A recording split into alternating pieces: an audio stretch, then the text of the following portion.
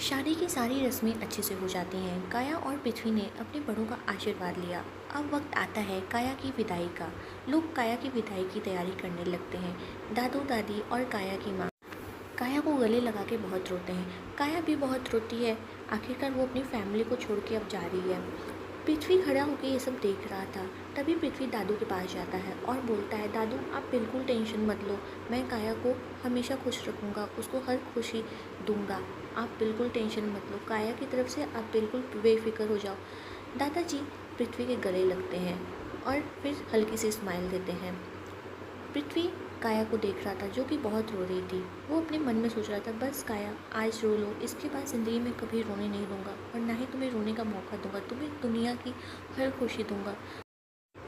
तभी काया की माँ पृथ्वी की माँ के पास आती हैं, बोलती हैं, बहन जी ये शादी बहुत जल्दबाजी में हुई है, हमसे कोई गलती हो गई हो तो हमें माफ़ कर दीजिएगा, कोई शादी में कमी हो गई हो तो हमें माफ़ कर दीजिएगा। सुमन काया की माँ का हाथ पकड़ते हुए, कैसी बात कर रही हैं आप बहन जी, शादी में कुछ भी कमी नहीं था, सब सही था। और काया की फ़िक्र आप बिल्कुल मत करिए, बहू नहीं बेटी ले जा रहे हैं, अब से काया की जिम्मेदारी मेरी। इतना कह के उन्होंने काया की माँ को हक कर लिया और दोनों लोग हल्की स्माइल के साथ बातें करने लगे। तभी थोड़ी देर में काया की विदाई हो जाती है। काया सिंघानिया विला पहुंच जाती है। तभी सुमन जी अंदर जाती हैं और आरती की थाली और कलश का चावल और महावर लेके आती हैं। उन्होंने काया को बोला, काया बेटा पैर से कलश गिरा के अंदर आओ, फिर आरती की थाली में पैर रख के प्रवेश करो। काया वैसा ही करती है। काया आरती की थाली में पैर रखते हुए एक ही दो कदम चलती है। तभी उसका पैर स्लिप होता है और पृथ्वी तुरंत उसको संभाल लेता है। काया की नज़रें पृथ्वी से मिलती हैं। तभी काया पृथ्वी को इग्नोर करके सीधे खड़ी हो जाती है। इसके बाद काया और पृथ्वी घर के मंदिर में जाते हैं और भगवान का आशीर्वाद लेते हैं। तभी सुमन जी पीछे बोलती हैं, पृथ्वी हमारे घर की परंपरा है, जब भी नई बहू घर में आती है पति ही उसका मांग भरता है भगवान के चरणों का सिंदूर लेके। पृथ्वी माँ की बात को मानते हुए भगवान के चरणों का सिंदूर लेके काया की मांग में भरता है। काया ने अपनी नज़र नीचे ही की रहती है। काया की आंखों से एक बूंद आंसू टपक जाता है। तभी सुमन जी रूही को आवाज़ देती हैं, रूही भाभी को इनके रूम में ले जाओ, भाभी रेस्ट करेंगी, थक गई हैं बहुत। जाओ कायू अब तुम आराम करो, तुम बहुत थक गई होगी ना सारी रस्में करते करते। काया ने हल्की स्माइल के साथ सर हिला दिया। रूही काया को लेके काया के रूम में चली जाती है। रूही और काया दोनों बेड पे बैठती हैं। तभी रूही काया को बोलती है, भाभी शादी इतना जल्दी हुआ कि आपसे इंट्रोडक्शन भी नहीं हो पाया। काया ने हल्की सी स्माइल दे दी, वो ज़्यादा कुछ बोल नहीं रही थी। तभी रूही बोलती है, चलिए भाभी स्टार्टिंग से स्टार्ट करते हैं। हाय मेरा नाम रूही है, रूही सिंघानिया, और वो जो नीचे मुंह फुलाए खड़ा था ना वो रूहान है, हम दोनों ट्विन्स हैं। रूही बोलती जा रही थी और काया सुनते जा रही थी। रूही बहुत ही चंचल थी। अच्छा तो भाभी अब मैं जा रही हूँ नीचे, मुझे थोड़ा लेट हो रहा है, कल स्कूल भी जाना है ना, आपको कोई भी ज़रूरत होगी ना तो आप मुझे बुला लेना, ओके। ये लीजिए मैं अपना नंबर आपके फ़ोन में सेव कर दे रही हूँ। काया हंसते हुए रूही की सारी बातें सुन रही थी। उसके बाद रूही नीचे चली जाती है। रूही के जाने के बाद काया बेड पे बैठी थी और वो पूरे रूम को देख रही थी। पूरा रूम अच्छे से डेकोरेट था। रूम में सिर्फ रोज़ की खुशबू आ रही थी। काया का बेड जो कि सिर्फ वाइट रोज़ और रेड रोज़ के पेटल से सजा हुआ था। रूम काफ़ी लग्जरी था, क्यों नहीं होता, पृथ्वी का जो रूम था। इसके बाद काया कोई रिएक्शन नहीं देती है, वो अपना सर बेड से टिका के लेट जाती है। थोड़ी देर में उसकी आंख लग जाती है। रात के 9 बजे सुमन सिंघानिया सारे मेहमानों को विदा करके अपने रूम में आती हैं। वो देखती हैं पृथ्वी उनके बेड पे लेटा है। उन्होंने पृथ्वी को जगाया, अरे पृथ्वी तू यहाँ क्या कर रहा है, जा अपने रूम में जा, काया तेरा वेट कर रही होगी। माँ की आवाज़ सुन के पृथ्वी की नींद खुल जाती है। तभी पृथ्वी, अरे नहीं माँ ऐसी कोई बात नहीं है। तभी माँ और पृथ्वी में दोनों में थोड़ी बातें होती हैं। माँ फिर कहती है, पृथ्वी जा, कायू तेरा वेट कर रही होगी, आज के दिन उसको नाराज़ करेगा क्या। पृथ्वी, अच्छा माँ मैं जाता हूँ, आप रेस्ट करिए। पृथ्वी को जाता हुआ देख के सुमन सिंघानिया का फेस एक फ़िक्र के एक्सप्रेशन में बदल जाता है। उनको फ़िक्र होने लगती है। वो अपने मन में सोचती हैं, मैंने पृथ्वी और काया की शादी बहुत जल्दी कर दी थी, उन लोगों को एक दूसरे को समझने का मौका भी नहीं मिला। हे भगवान, मेरी पृथ्वी की लाइफ में सब कुछ अच्छा करना, वो दिल का बहुत साफ है। इतना कह के सुमन जी कुछ करने लगती हैं। इधर पृथ्वी अपने रूम के दरवाजे के पास पहुंच के खड़ा रहता है। पृथ्वी आज दरवाज़ा खोलने में हिचक रहा था, लेकिन पृथ्वी हिम्मत करके दरवाज़ा खोलता है। दरवाजे के खुलने की आवाज़ से काया की नींद खुल जाती है। वो उठ के बैठ जाती है। तभी पृथ्वी अंदर जाता है। वो देखता है कि काया बेड पे बैठी रहती है। काया कोई रिएक्शन नहीं देती। पृथ्वी आके बेड पे बैठ जाता है। दोनों के बीच खामोशी ही रहती है। कुछ देर बाद पृथ्वी, हाय काया, तुम्हें पता है काया, मुझे सच में बिलीव नहीं हो रहा है कि हमारी शादी हो गई है। मतलब इस 1 महीनों में हम सिर्फ 2 बार मिले हैं और इसी 1 महीने के अंदर हमारी शादी भी हो जाती है। और इन 2 मुलाकात में हमने एक दूसरे से ठीक से बात भी नहीं की है। काया कुछ नहीं बोलती है। पृथ्वी फिर आगे बोलता है, काया, मुझे पता है तुम मेरे बारे में क्या सोचती हो, बट बिलीव मी काया, मेरा कोई गलत इंटेंशन नहीं था। मैंने तुम्हें पहली बार देखा और मुझे तुमसे प्यार हो गया, इसलिए मैं जल्द से जल्द बस तुम्हें अपना बनाना चाहता था।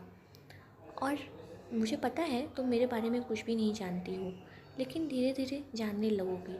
इतना बोल के पृथ्वी ने अपने पॉकेट से एक ज्वेलरी बॉक्स निकाला।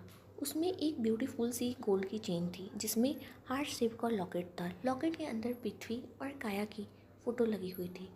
उसने वो लॉकेट काया के हाथ में रखते हुए कहा, काया, आई होप तुम्हें ये पसंद आएगा। मुझे तुम्हारी पसंद तो नहीं पता, बट एक बार तुम इसको देख लो। अच्छा नहीं लगा तो मैं इसको चेंज कर दूँगा। तभी काया का सब्र का बांध टूट रहा था। अब पृथ्वी संभल पाता है इससे पहले काया अपना हाथ उसके हाथ से खींच के खड़ी हो जाती है और चैन को दूर फेंक देती है और बोलती है, हाउ डेयर यू पृथ्वी सिंघानिया, आपने मुझे छूने की हिम्मत कैसे की। आई हेट यू, मैं आपको बिल्कुल पसंद नहीं करती हूँ। दोबारा मेरे करीब आने की कोशिश मत करना।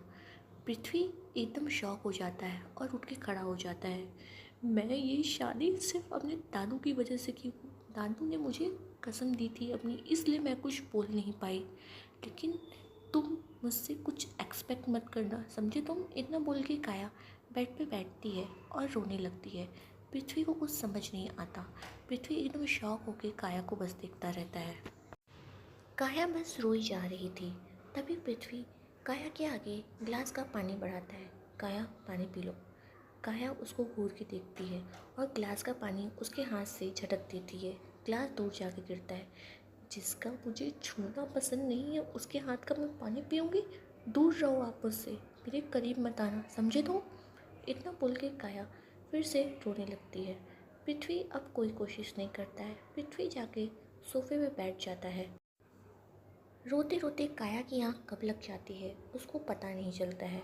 इधर पृथ्वी सोफे पे बैठा होता है। उसकी आंखें लाल होती हैं, लेकिन शायद उसने अपने आंसुओं को अपनी आंखों में ही ठहरे रखना ज़रूरी समझता है। सुबह का वक्त, रूही डोर नॉक करते हुए, भाभी जल्दी दरवाज़ा खोलो, माँ नीचे पूजा रूम में आपको बुला रही है। तभी काया का नींद झटके से खुलता है। काया तुरंत जाकर दरवाज़ा खोलती है। रूही काया को देखे, OMG भाभी जल्दी रेडी होके आप नीचे आओ, माँ कब से वेट कर रही है। अच्छा भाभी, मैं अब निकलती हूँ, मुझे स्कूल के लिए लेट हो रहा है, आप जल्दी से आ जाओ। काया रूम में चारों तरफ देखती है। उसको पृथ्वी कहीं नहीं दिखता है। तभी काया की नज़र घड़ी पे जाती है, जिसमें सुबह के 8:30 बज चुके थे। काया, ओ शिट, लेट हो गई आज सच में। काया तुरंत बाथरूम में चली जाती है। थोड़ी देर बाद काया अपने रूम से निकल के नीचे आती है। तभी उसकी नज़र पृथ्वी पे पड़ती है, जो कि जॉगिंग करके आ रहा था। काया और पृथ्वी एक दूसरे से टकराते हैं, लेकिन काया उसको इग्नोर करके नीचे चली जाती है। पृथ्वी अपने रूम में चला जाता है। काया पूजा रूम में सुमन जी के सामने जाकर खड़ी हो जाती है। सुमन, बहुत प्यारी लग रही हो काया, आ जाओ चलो पूजा करते हैं। काया और सुमन दोनों ने मिलकर पूजा की। काया, तुम घर की नई बहू हो तो तुम अब से भगवान को भोग तुम ही लगाओगी रोज़ सुबह उठ के। काया हल्की स्माइल के साथ हाँ में जवाब देती है। भगवान जी को भोग लगाने के बाद काया ने सुमन जी के पैर छुए। काया के अंदर संस्कार तो भर भर के थे। अच्छा काया, अब तुम जाके रूम में रेस्ट करो, मैं किसी स्टाफ को बोल के तुम्हारा नाश्ता आज रूम में ही भिजवा दूँगी। शादी की रस्मों की वजह से तुम थक गई होगी। काया हाँ में सर हिलाती है और चली जाती है। यहाँ रूम में काया देखती है कि पृथ्वी बैठ के अपने लैपटॉप पे कुछ वर्क कर रहा है। काया उसको इग्नोर करके ड्रेसिंग टेबल के सामने जाके खड़ी हो जाती है। सुबह जल्दी जल्दी में काया ने अपने गीले बालों का बन बनाया था। काया अपना बाल खोलती है और ड्रायर से उसको सुखाने लगती है। काया जब अपना बाल खोलती है, उसके बाल की कुछ बूंदें पृथ्वी के फेस पे जाके गिरती हैं। तभी पृथ्वी का ध्यान काया की तरफ जाता है। काया के खुले लंबे बाल पृथ्वी को डिस्ट्रैक्ट कर रहे थे। काया के बाल उसकी कमर को टच कर रहे थे और बाल की कुछ बूंदें उसकी कमर पे साफ दिख रही थी। पृथ्वी बार बार काया की कमर को देख रहा था। काया अपना बाल सुखाने में बिजी थी। तभी काया की नज़र पृथ्वी पे गई, जो कि एक टक बस काया को ही देख रहा था। काया घूर के पृथ्वी को देखती है। पृथ्वी इतना काया को देखने में खो जाता है कि उसको पता ही नहीं चलता कि काया उसको घूर रही है। तभी तभी हेयर ड्रायर की आवाज़ बंद होती है। आवाज़ बंद होने की वजह से पृथ्वी का ध्यान भटकता है और वो देखता है कि काया उसको ही घूर के देख रही है। पृथ्वी कोई रिएक्ट नहीं करता, वो सीधे बाथरूम में चला जाता है। काया अपना बाल सुखा के बेड पे बैठी रहती है। तभी उसके घर से फ़ोन आता है। सामने उसकी माँ होती है। माँ फ़ोन पे काया से बोलती हैं, हेलो कायू, कैसी है बेटा? तेरा ख्याल बार बार मन में आ रहा था, इसलिए तुझे फ़ोन किया। तेरा मन लग रहा है ना? ठीक है ना तू? काया, हाँ माँ, मैं बिल्कुल ठीक हूँ। अच्छा, कोई तकलीफ़ तो नहीं है ना तुझे? नहीं माँ, मैं बिल्कुल ठीक हूँ। ले दादू से बात कर। दादाजी, कैसा है मेरा कायू बच्चा? ठीक है ना? दादाजी को मिस तो नहीं कर रहा? काया दादाजी से। काया थोड़े नाराज़ वाले साउंड में, क्या फ़र्क पड़ता है दादू? आप ठीक हो ना? बस मुझे इतना बता दो। दादाजी, हाँ मैं बिल्कुल ठीक हूँ। ओके, फिर दादी को फ़ोन दे दो। दादाजी, काया तू अब भी मुझसे नाराज़ है ना? काया कुछ नहीं बोलती है। तभी दादाजी बोलते हैं, अच्छा ये ले, तू अपनी दादी से बात कर। काया कुछ देर अपनी दादी से बात करती है, फिर फ़ोन कट हो जाता है। काया कुछ देर तक ऐसी बैठी रहती है अपने ख्यालों में। काया बेड पे बैठ के अपना फ़ोन चेक करती रहती है। तभी पृथ्वी बाथरूम से निकलता है। पृथ्वी ने वाइट कलर की टॉवेल लपेटी थी। उसका सिक्स पैक साफ फ्लॉन्ट हो रहा था। काया की नज़र तभी पृथ्वी पे जाती है। काया पृथ्वी को देखना तो नहीं चाह रही थी, लेकिन पृथ्वी इतना अट्रैक्टिव था कि काया चोर नज़रों से बार बार पृथ्वी को देख रही थी। लेकिन पृथ्वी काया की तरफ ध्यान नहीं दे रहा था। वो हेयर ड्रायर से अपना बाल सुखाने में लगा हुआ था। काया बस चोर नज़रों से पृथ्वी को देखते ही जाती है। तभी दरवाज़ा नॉक होता है। काया का ध्यान भटकता है। काया उठ के तुरंत दरवाज़ा खोलती है। सामने मेड खड़ी रहती है। मेड ने काया से बोला, मैं मुंह धोने के लिए कपड़े लेने आई हूँ। काया मेड को अंदर आने देती है। काया नोटिस करती है कि मेड को अंदर आता देख पृथ्वी अपना बाथरूम पहन लेता है। मेड कपड़े लेके चली जाती है। तभी पृथ्वी चेंजिंग रूम में जाके अपने कपड़े चेंज करने लगता है। थोड़ी देर बाद पृथ्वी रेडी होकर बाहर आता है और अपने ऑफिस का बैग पैक करता है और निकलने लगता है। तभी दरवाजे के पास जाके वो रुक जाता है और काया को बोलता है, काया मैं ऑफिस जा रहा हूँ, किसी भी चीज़ की ज़रूरत हो, कुछ इंपॉर्टेंट काम हो तो मुझे कॉल कर लेना एक बार। इतना बोल के पृथ्वी रूम से बाहर चला जाता है। काया उसकी बातों को अनसुना कर देती है, उसकी तरफ देखती भी नहीं। पृथ्वी ऑफिस चला जाता है। पृथ्वी अपने ऑफिस पहुँचता है। वो अपने केबिन में जाता है और दिखता है उसका पूरा केबिन गुलदस्ते और फूलों से भरा हुआ है। पृथ्वी को सारे स्टाफ उसकी शादी के लिए कॉन्ग्रेचुलेशन बोलते हैं। पृथ्वी ने भी हल्की स्माइल के साथ सबको थैंक यू बोला। तभी पृथ्वी केबिन में अपने असिस्टेंट को बुलाता है और उससे बोलता है, सारे एम्प्लॉयज़ का लंच और डिनर एक अच्छे से होटल में बुक कर दो। असिस्टेंट केबिन से बाहर आता है और सारे एम्प्लॉयज़ लोग को ये बात बता देता है। सब लोग बहुत खुश होते हैं। उधर पृथ्वी अपने लैपटॉप पे बैठ के कुछ काम करता रहता है। दोपहर के टाइम सिंघानिया विला में रूही रोहन स्कूल से आते हैं और तुरंत अपनी भाभी के रूम में चले जाते हैं। उन लोगों को भी अपने भाभी से बात करने का बहुत एक्साइटमेंट रहता है। रूही रोहन एक साथ काया के रूम के बाहर खड़े रहते हैं। वो दोनों एक साथ बोलते हैं, भाभी हम लोग अंदर आ जाएं? काया अपने बेड पे लेटी रहती है। दोनों की आवाज़ सुन के काया उठ के बैठ जाती है। अरे रूही रोहन, ये भी कोई पूछने वाली बात है? आओ आओ अंदर आओ। दोनों को प्यार से बुलाती है। दोनों उसके साथ बैठ जाते हैं। रूही रोहन काया से खूब सारी बातें करते हैं। काया भी उन लोगों के साथ अच्छे से अटैच्ड हो जाती है। तभी रूहान बोलता है, अच्छा भाभी अब मुझे ज़ोर से भूख लगी है, मैं जा रहा हूँ नीचे खाना खाने। तभी रूही बोलती है, हाँ चल मैं भी चलती हूँ। अच्छा भाभी हम लोग जाते हैं, शाम को मिलते हैं। इतना बोल के वो दोनों चले जाते हैं। काया के फेस पे एक हल्की स्माइल होती है। रूही रूहान से बात करके उसको बहुत अच्छा लगता है। थोड़ी देर बाद सुमन जी काया के रूम में आती हैं। काया उठ के खड़ी हो जाती है। सुमन जी, कायो बेटा, आज शाम को तुम्हारी मुंह दिखाई की रस्म है, अच्छे से तैयार होके नीचे आ जाना। काया हाँ में सर हिलाती है। सुमन जी नीचे चली जाती हैं और तैयारियां शुरू करने लगती हैं।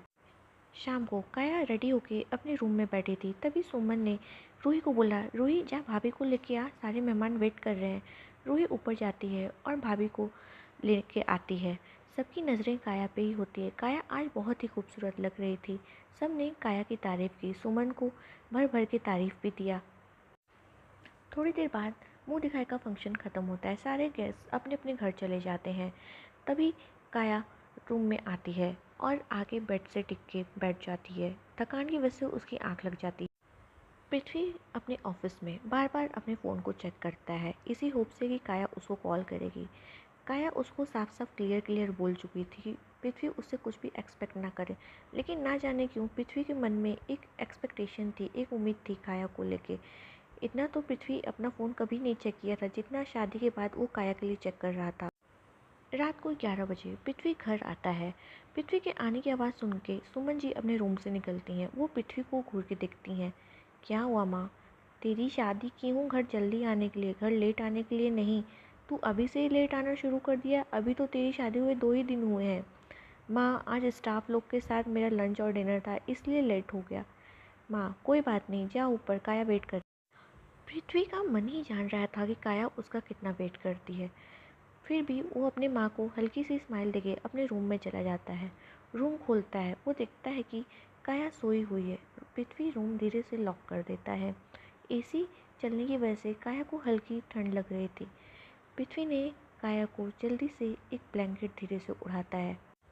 पृथ्वी काया के बगल में बैठ जाता है। काया गहरी नींद में होने की वजह से कुछ भी फील नहीं कर पाती है। पृथ्वी नोटिस करता है कि काया के बाल काया के फेस को ढक रहे हैं। वो धीरे से काया के बाल हटा के उसके कान के पीछे करता है और कुछ देर काया को सोते हुए दिखता है। काया बहुत खूबसूरत लग रही थी सोते हुए। पृथ्वी के फेस पे एक हल्की स्माइल आ जाती है। पृथ्वी कुछ देर काया के पास बैठता है, फिर उठ के जाके वो भी चेंज करके आगे काया के साइड में लेट जाता है। कुछ देर में थकान की वजह से उसको भी नींद आ जाती है। अगला दिन सिंघानिया वेला, सुबह का वक्त 7 बजे काया के फ़ोन का अलार्म बजता है। काया उठती है, वो चारों तरफ देखती है, आज भी पृथ्वी रूम में नहीं रहता है। काया उठती है और तुरंत बाथरूम में चली जाती है। थोड़ी देर बाद काया नहा के निकलती है। काया ने आज एक पिंक कलर की टॉवेल लपेटी हुई थी और अपने बालों का हाई बन बनाया हुआ था। काया बहुत ज़्यादा ही हॉट लग रही थी। काया जैसे ही बाथरूम से बाहर निकलती है, वो बेड पे पृथ्वी को बैठा हुआ पाती है। काया को बाथरूम से निकलता हुआ देख के पृथ्वी की नज़र काया पे पड़ती है। काया पृथ्वी को देख के एकदम से शॉक हो जाती है। इससे पहले काया कोई रिएक्ट करती, काया का बैलेंस बिगड़ता है, उसका पैर स्लिप हो जाता है और काया की आधी टॉवेल खुल जाती है। टॉवेल काया के क्लीवेज से थोड़ा नीचे होने ही वाला रहता है, तभी पृथ्वी दौड़ के उसको पकड़ लेता है। काया पृथ्वी से एकदम चिपक जाती है और ज़ोर ज़ोर से रोने लगती है। पृथ्वी काया का सर सहलाते हुए बोलता है, श्श काया, चुप हो जाओ, कुछ नहीं हुआ, इट्स ओके, मैंने कुछ भी नहीं देखा।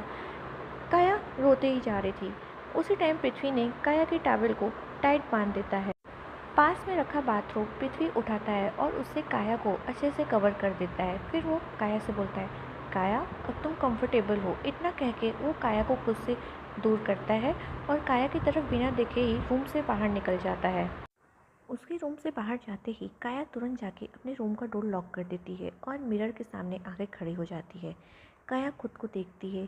काया का फेस रो रो के लाल हो गया रहता है। तभी काया को याद आता है कि जब वो पृथ्वी के गले लगी रहती, वो पृथ्वी के दिल की धड़कनों को महसूस कर पाती है। उसकी आवाज़ काया के कानों में साफ सुनाई देती है। काया रेडी होकर नीचे आती है और नीचे मंदिर में जाके पूजा करती है। पूजा के बाद वो डायरेक्ट घर के किचन में जाती है। वहाँ उसको सुमन जी मिलती हैं। काया ने सुमन जी को स्माइल दिया और उनके पैर को छुआ। सुमन जी खुश रहो, सदा सुहागन रहो। काया हल्की स्माइल के साथ सुमन जी के बगल में खड़ी हो जाती है। तभी किचन में एक स्टाफ आता है और सुमन से बोलता है, मैम नाश्ता टेबल पे लग गया है। सुमन जी, चलो कायू नाश्ता करते हैं बैठ के। काया हाँ में सर हिलाती है और जाके दोनों लोग डाइनिंग टेबल पर बैठ जाती हैं। एक स्टाफ नाश्ता सर्व करने के लिए आता है। तभी काया खड़ी होती है। इट्स ओके, आप रहने दो, मैं सर्व कर दूँगी, काया ने स्माइल करते हुए कहा। तभी सुमन जी बोलती हैं, अरे कायू, तुम क्यों करोगी? घर में इतने सारे स्टाफ हैं, कोई भी कर देगा। नहीं नहीं माँ, मैं करती हूँ। सुमन जी स्माइल करते हुए, अच्छा ठीक है काया, सर्व कर दो। काया उठती है और सबको नाश्ता सर्व करती है। तभी रूही रूहान साथ में बोलते हैं, अरे भाभी, भैया को तो भी नाश्ता सर्व करो, भैया बेचारे कब से बैठे हैं। रूही को याद आता है कि पृथ्वी को तो उसने नाश्ता सर्व किया ही नहीं। वो तुरंत जाती है और ना चाहते हुए भी पृथ्वी को नाश्ता सर्व करने लगती है। पृथ्वी उसकी खुशबू को महसूस कर पाता है। काया जैसे ही पृथ्वी करीब जाती है, पृथ्वी के दिल की धड़कनें तेज़ हो जाती हैं। तभी सुमन जी बोलती हैं, परवेश जी, आज काया ने खुद अपने हाथों से हलवा बनाया था, टेस्ट करके बताइए कैसा है। और काया को शगुन भी तो देना है, काया की आज पहली रसोई थी। सब लोग हलवा टेस्ट करने लगते हैं। परवेश ने, हलवा तो बहुत टेस्टी बना है। तभी परवेश जी ने अपने पॉकेट से शगुन के पैसे निकालते हैं और काया के हाथ में रखते हैं। काया पैसे लेना नहीं चाहती। वो बोलती, नहीं अंकल, इट्स ओके, इसकी कोई ज़रूरत नहीं है। तभी सुमन जी बोलती हैं, काया शगुन के पैसे को मना नहीं करते हैं, ले लो। काया उनकी बात मान के पैसे रख लेती है और तुरंत परवेश जी के पैर छूती है। परवेश जी बहुत खुश होते हैं काया के संस्कारों को देख के। वो काया के सर पे हाथ रख के उसको आशीर्वाद देते हैं सब। तभी सुमन जी पृथ्वी को बोलते हैं, पृथ्वी, आज शाम को घर जल्दी आ जाना, काया के पगफेरे की रस्म है, उसको लेके उसके मायके जाना है। पृथ्वी हाँ में सर हिलाता है और कुछ नहीं बोलता है। तभी सुमन जी बोलते हैं, देखा परवेश, मैंने बोला था ना, मुझे मेरे बेटे की पसंद पे कोई शक नहीं है। काया के गुण और संस्कार देख के तो मैं बहुत खुश हो गई। काया कुछ नहीं बोल पाती, लेकिन उसका चेहरा उतर जाता है। सुमन जी काया को बोलती हैं, काया, आज शाम को अच्छे से रेडी हो जाना, पृथ्वी तुम्हें लेके तुम्हारे मायके जाएगा, आज तुम्हारे पगफेरे की रस्म है ना। काया हाँ में सर हिलाती है। फिर वो अपने रूम में चली जाती है। रूम में जाते ही काया की आंखों में आंसू होते हैं। वो अपनी बेड पे बैठ जाती है। तभी पृथ्वी भी रूम में आता है और वो सीधे चेंजिंग रूम में चला जाता है। वो काया की तरफ देखता भी नहीं है। थोड़ी देर बाद पृथ्वी चेंज करके आता है और काया से जाते वक्त करता है, काया, मैं ऑफिस जा रहा हूँ, तुम शाम को रेडी हो जाना, मैं टाइम से आ जाऊँगा तुम्हें लेने के लिए। काया गुस्से में उसकी तरफ देखती है। पृथ्वी का कोई रिएक्शन नहीं रहता। काया उसको इग्नोर करके फिर अपना फ़ोन चेक करने लगती है। पृथ्वी चुपचाप अपने ऑफिस चला जाता है। पृथ्वी अपने कैबिन में बैठा रहता है और वो खुद से ही बोलता है, काया, मैंने तुमसे प्यार किया और तुम्हें अपना बना लिया, मेरी बस इतनी ही गलती है। क्या मैं तुम्हारा थोड़ा भी प्यार डिज़र्व नहीं करता? मुझे पता है कि मैंने तुमसे बहुत जल्दबाजी में शादी कर ली। काया, मैं तुम्हें लेके बहुत इनसिक्योर था, इसलिए मैं नहीं चाहता था कि तुम किसी और की हो जाओ, इससे पहले मैं तुम्हें अपना बना लूँ। काया, आई होप तुम मुझे समझ पाओ, मैं तो अपना तकलीफ़ किसी से कह भी नहीं सकता। इतना बोल के पृथ्वी की आंखें लाल हो जाती हैं। पृथ्वी आखिर रहता तो एक मर्द ही है, वो किसी के सामने अपने आंसू नहीं बहा पाता था। वो अंदर ही अंदर घुट रहा था, लेकिन किसी से कुछ नहीं कह पा रहा था। ये सब सोच ही रहा था, तभी उसको सुबह का इंसिडेंट याद आ जाता है कि कैसे काया उसे लिपट के रो रही थी। पृथ्वी के फेस पे एक हल्की स्माइल आ जाती है और वो कहता है, काया, बिल्कुल बच्ची हो तुम, एकदम मेरी लिटिल बेबी। इतना कह के वो हल्की सी स्माइल करके अपने लैपटॉप में काम करने लगता है। पृथ्वी आज सारे काम जल्दी फिनिश कर लेता है। वो शाम को अपने घर के लिए जल्दी निकल जाता है। सिंघानिया विलास, शाम का वक्त। पृथ्वी अपने रूम में जाता है। पृथ्वी देखता है कि काया ने आज एक पिंक कलर की नेट की साड़ी पहनी है, जिसमें से काया की कमर साफ पता चल रही थी। तभी काया नोटिस करती है कि पृथ्वी उसकी कमर को नोटिस कर रहा है। काया उसकी तरफ घूर के देखते हुए पृथ्वी काया की तरफ से ध्यान हटाता है और तभी नीचे से सुमन जी की आवाज़ आती है, जल्दी कर पृथ्वी, लेट हो रहा है। काया और पृथ्वी जल्दी से नीचे आते हैं और जल्दी वो दोनों कार में बैठ के काया के घर के लिए निकल जाते हैं। रास्ते में काया पृथ्वी से कुछ भी नहीं बोलती है। पृथ्वी ड्राइव करता रहता है। काया खिड़की से बाहर का व्यू देखते हुए जाती है और इधर पृथ्वी की नज़र बार बार उसकी कमर और नाभि पे जाती है। काया का हॉट फिगर और काया की पतली कमर देख के पृथ्वी कैसे खुद पे कंट्रोल कर रहा था वो खुद ही जानता था। तभी काया की नज़र पृथ्वी पे जाती है, जो कि एक बार गाड़ी चला रहा था और एक तरफ काया की कमर को घूर रहा था। काया सीधे होके बैठ जाती है और अपने सारे से अपनी कमर को ढक के अच्छे से बैठ जाती है। पृथ्वी उसको देखता है और कार ड्राइव करने लगता है। जल्दी दोनों काया के घर पहुंच जाते हैं। काया जैसे ही अपने घर के अंदर जाती है, काया की माँ तुरंत उसको गले लगा लेती है। काया और उसकी माँ दोनों इमोशनल हो जाती हैं। तभी दादू दादी काया को बोलते हैं, कायू दादू दादी से नहीं मिलेगी। काया दौड़ के जाती है और अपने दादू दादी को गले लगा लेती है और इमोशनल हो जाती है। तभी पृथ्वी पीछे से आवाज़ देते हुए, दादाजी मुझे भूल गए। पृथ्वी तुरंत आता है और दादा दादी के पैर छूता है। काया की माँ के पैर छूने के बाद पृथ्वी जाके सोफे पे बैठ जाता है और सब में बातचीत होने लगता है। तभी थोड़ी देर में काया की माँ काया को लेकर रूम में जाती हैं और काया से पूछने लगती हैं, कायू सब ठीक है ना, तेरा मन लगता तो है ना, पृथ्वी सही है ना, तेरा ख्याल तो रखता है। इधर दादाजी पृथ्वी के फेस के पीछे की उदासी को समझ जाते हैं। वो पृथ्वी को एक सेपरेट रूम में ले जाते। पृथ्वी से दादाजी पूछते हैं, पृथ्वी बेटा सब ठीक है ना, काया अच्छे से तो रहती है ना तेरे साथ, तेरा ख्याल तो रखती है ना। पृथ्वी कुछ नहीं बोलता है और काया भी अपने माँ के सामने खामोश रहती है। क्या होगा जब काया की फैमिली को काया के पृथ्वी के साथ बिहेवियर के बारे में पता चलेगा, क्या होगा?